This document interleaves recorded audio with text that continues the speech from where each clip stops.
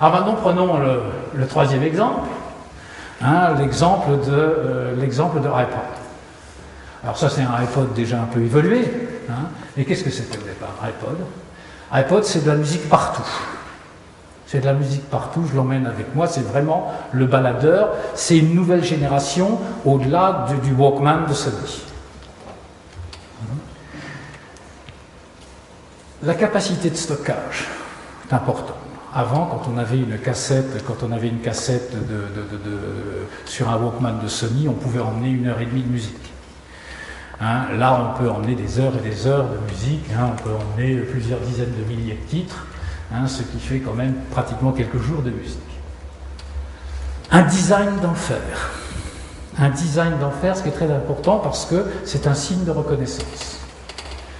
Hein, vous remarquerez certainement que les earphones, les oreillettes de Mac, hein, sont des oreillettes tout à fait particulières.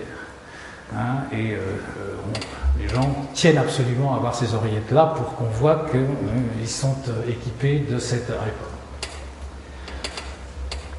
Une valeur très importante qui a permis à ce modèle de se développer, c'est le téléchargement éthique.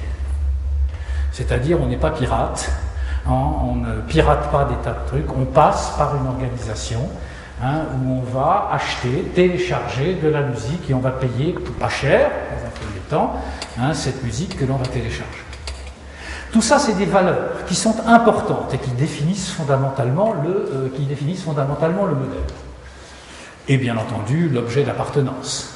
Hein, avec toute la pub qui va autour, etc. Et quand on a généralement un iPod, au départ, en tout cas, on essayait quand même de le montrer. Qu'est-ce qu'il y a là-dedans? C'est une technologie relativement éprouvée. Bon, c'est un petit disque dur, enfin, c'est rien de top. Ce qui est très très important là-dedans, c'est les earphones, hein, qui sont une vraie technologie, mais qui était à l'époque très bien maîtrisée. Une communication absolument béton. Ça, c'est un marketing qui est extraordinairement bien fait.